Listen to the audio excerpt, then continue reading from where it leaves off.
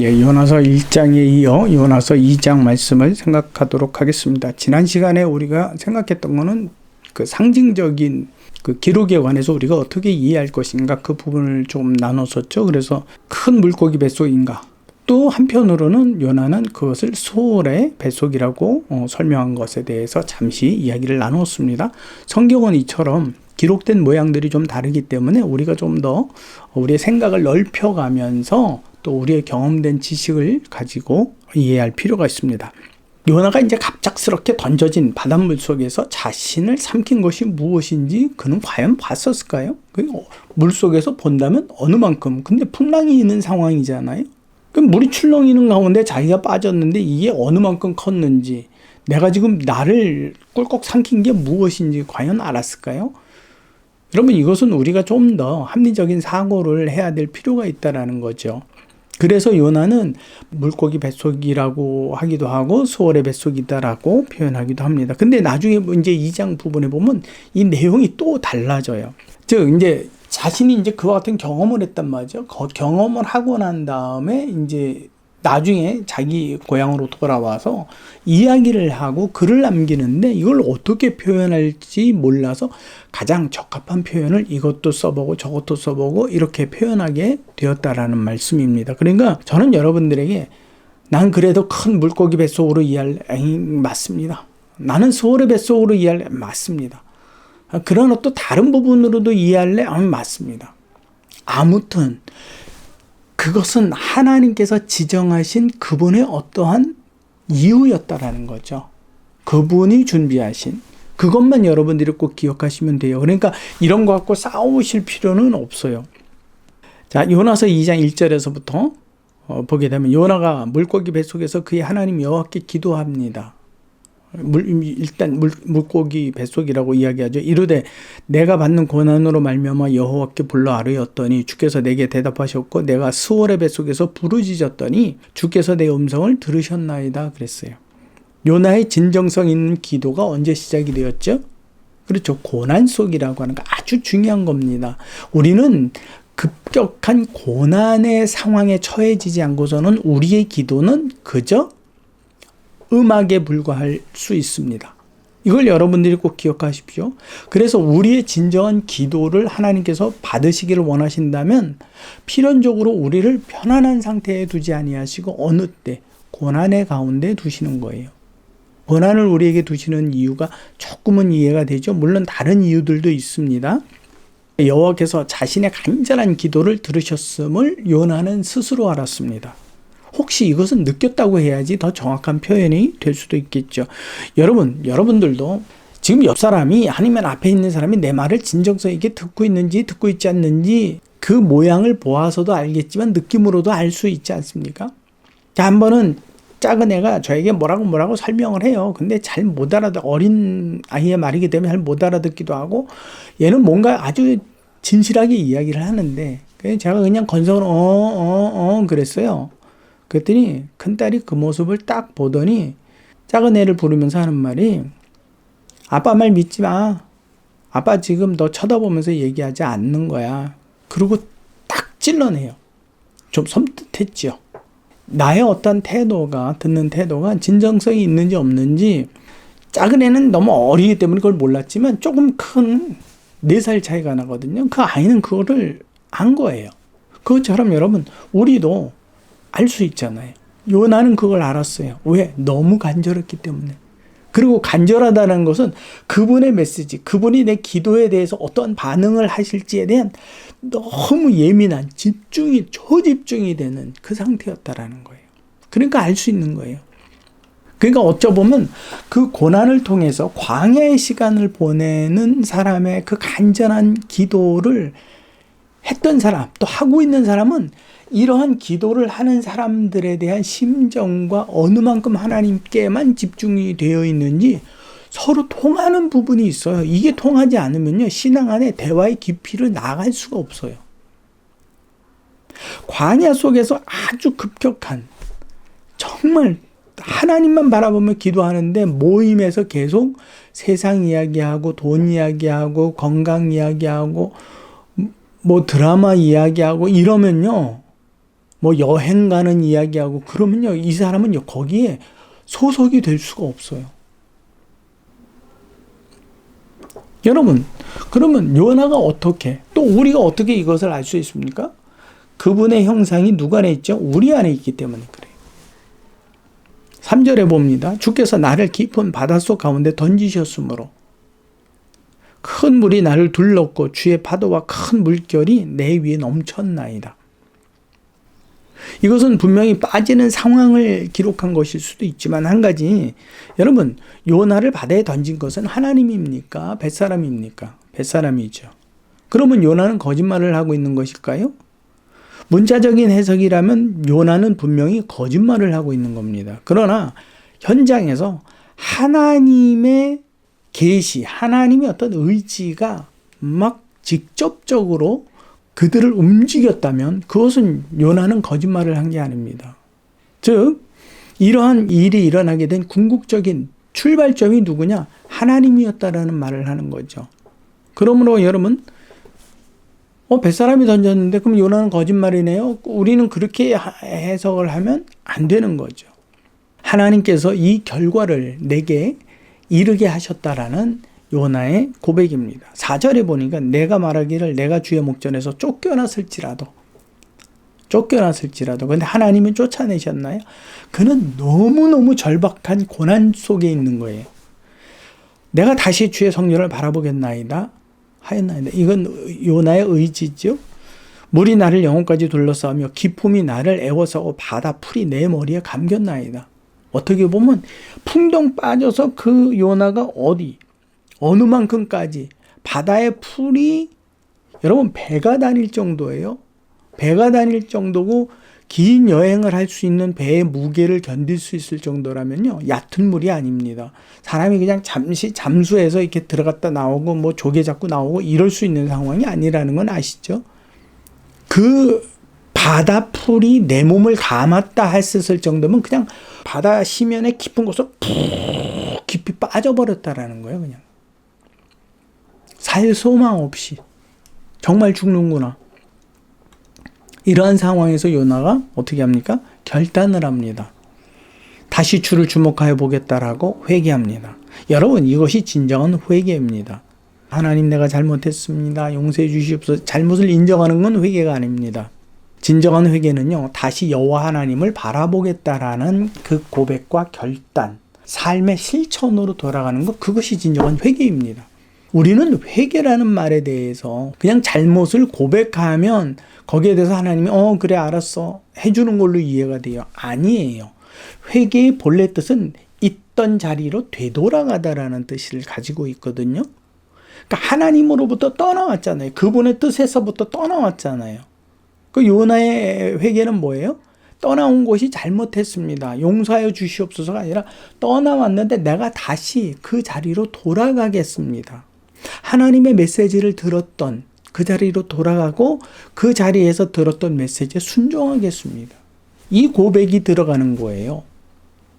그래서 우리는 뭐 죄를 회개한다 그러면 막연하게 내가 뭐 누구를 미워한 죄에 대해서 용서하여 주시옵소서 라고 고백하는데 그것이 아니다라는 거. 회개에 대한 진정성은 다시 원위치로 되돌아간다라는 걸 여러분들이 꼭 기억하시기 바랍니다. 6절에 보니까 내가 산의 뿌리까지 내려가사오며 땅이 그 빗장으로 나를 오랫도록 막았사오나 나의 하나님 여호와여 주께서 내 생명을 구덩이에서 건지셨나이다. 말이 또 다르죠. 지금 요나가 빠져있는 상태는 어디의 상태죠? 바다지요. 혹은 물고기의 큰 뱃속일 수 있어요. 근데 요나의 표현은 뭐라고 표현을 해요? 땅의 뿌리까지 내려갔다 그래요. 그러니까 지금 그 땅의 뿌리가 물 속에 잠겨져 있는 것이잖아요. 근데 땅이 그 빗장으로 막았어요. 여러분, 땅이 빗장을 갖고 막았나요? 이것은 전부 상징적이고 비유적인 표현이에요. 그만큼 그는 정말 사람으로서는 경험할 수 없는 어느 상황 가운데 처해져 있다라는 거죠. 아무도 경험해 볼 수 없는. 근데 이거를 뭐라고 표현해야 좋을지 몰라서 이렇게도 표현해보고 저렇게도 표현해보는 거예요. 적절한 단어가 있을까요? 없어요. 왜요? 물고기 뱃속에 들어가 본 경험도 없죠. 수월에 내려가 본 적도 없죠. 그러니까 이거를 어떻게 인간이 처해진 가장 그 절망적 상황에 대해서 이렇게 설명을 하는 겁니다. 그러니까 성경의 기록은 이와 같은 상징성이고 비유적인 부분 또 은유적인 부분으로 기록이 되어 있는 것에 대해서 여러분들이 일단 전제적인 조건으로 여러분들이 보실 필요가 있습니다. 그러면 뱃속이라는 말 말씀드렸죠? 자궁이라는 뜻이 아주 깊은 사람의 손, 사람의 시각이 닿을 수 없는 그 곳, 아주 은밀한 곳을 이야기하죠. 누구만이 그것을 관찰할 수 있는 하나님만이 관여할 수 있는 곳, 창조하신 그분만이 알 수 있는 곳이라는 거죠. 그래서 이러한 상황 가운데에서도 기도하였더니 하나님께서 어떻게 하셨다? 내가 이러한 곳에서 돌이키고자 결단하고 하나님께 회개하고 부르짖었더니 그분이 나를 건지셨다. 근데 여러분 잘 보십시오. 이것이 요나의 믿음이라는 사실이에요. 여러분 아직 그 큰 물고기가요 요나를 뱉어내지 않았어요.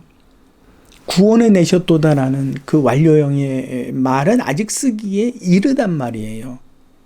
근데 지금 그 큰 물고기는 육지 근처에 오지도 않았어요. 여전히 그 수월의 깊은 곳에 있는 상태이지만 하나님께서 나를 분명히 건지심을 고백하는 거예요. 그래서 7절에 보니까 내 영혼이 내 속에서 피곤할 때 내가 여호와를 생각하였더니 내 기도가 주께 이르렀사오며 주의 성전에 미쳤나이다. 이미 미쳤습니다. 당신이 들으셨습니다. 나는 알 수 있습니다. 거짓되고 헛된 것을 숭상하는 모든 자는 자기에게 베푸신 은혜를 잊었사오나 나는 잊지 않았습니다. 감사하는 목소리로 주께 제사를 드리며 나의 서원을 주께 갚겠나이다. 구원은 여호와께 속하였나이다. 오직 당신 외에는 나를 이 수월의 이 어두움 가운데 이 죽음 가운데에서 구원해내실 분은 당신밖에 없습니다. 라는 고백입니다.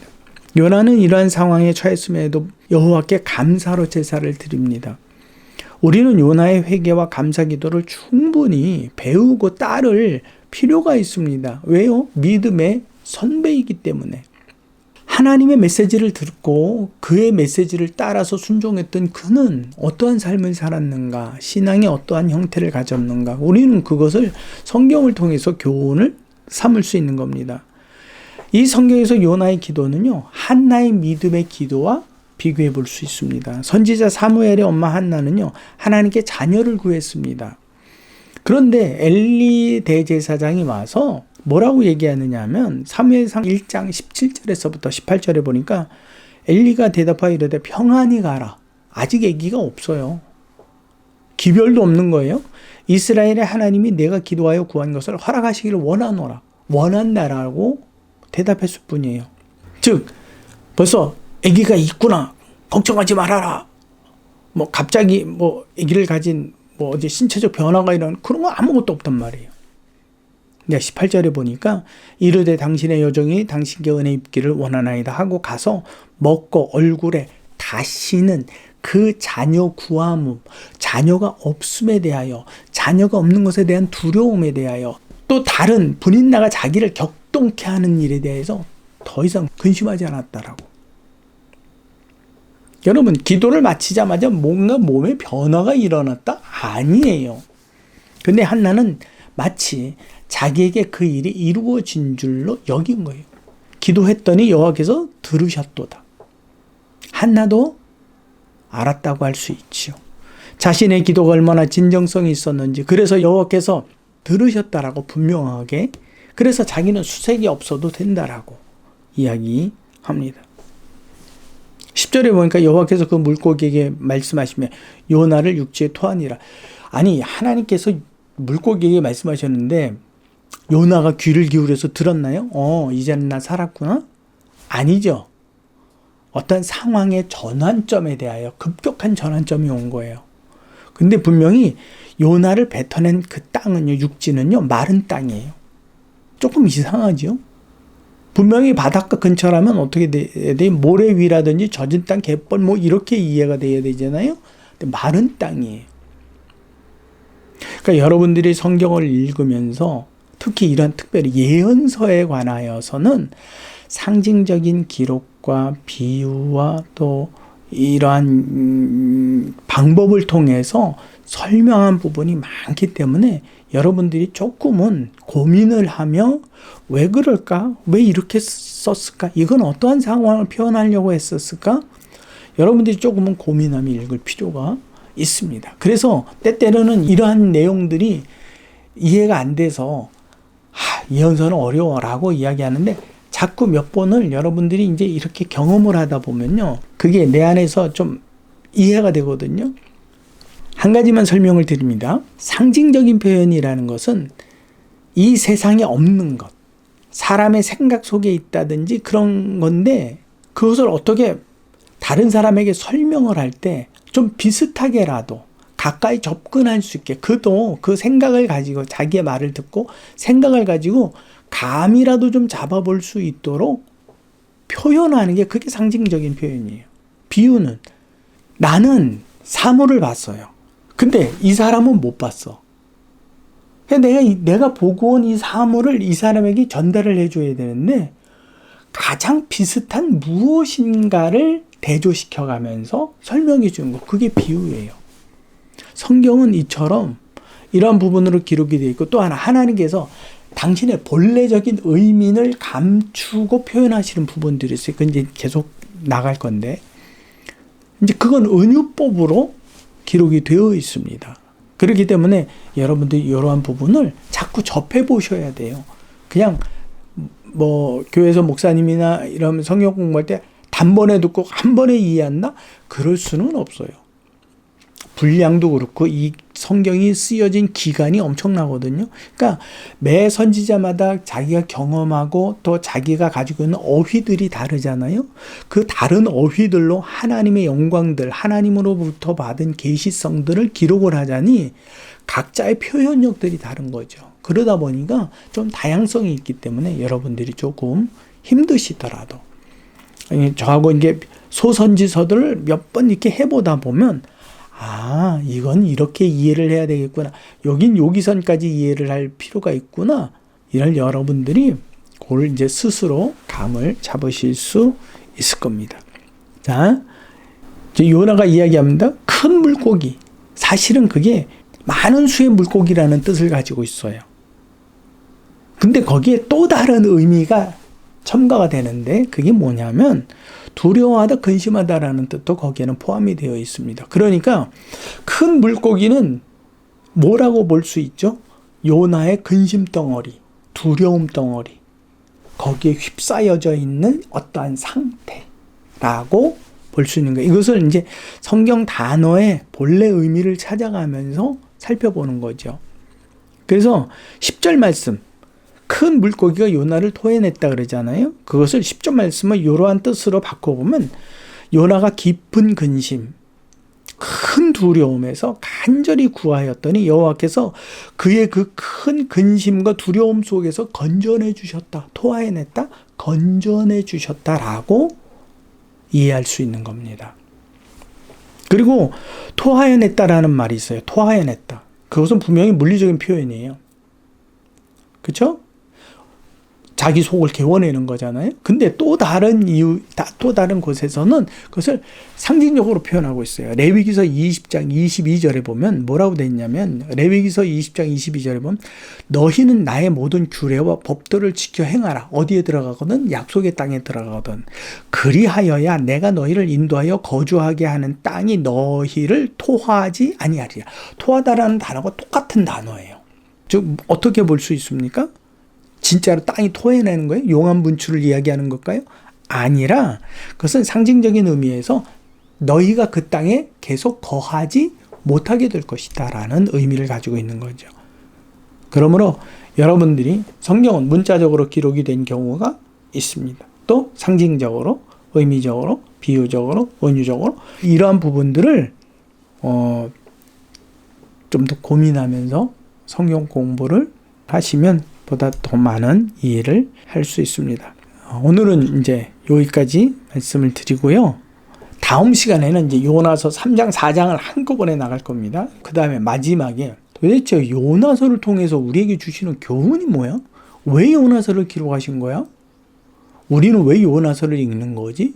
그 부분을 마무리로 정리하면서 요나서를 마치고 그 다음 기회가 되겠죠? 그때 이제 요엘서 말씀을 다시 좀 나누고자 합니다. 제가 지금 그 순서를 정한 것은 성경이 쓰여지는 연대를 대략적으로 순서대로 나간 거예요. 지금 요나서가 제일 첫 번째, 그 다음에 두 번째가 이제 요엘서 이렇게 나가는 거니까 거기다 이제 소선지서고 가장 적은 분량들이기 때문에 여러분들이 예언서를 이해하는 첫 걸음으로 이런 성경을 보시는 게 좋으리라 생각해서 선택을 했습니다. 그럼 다음 시간에 요나서 3장, 4장으로 다시 만나도록 하겠습니다.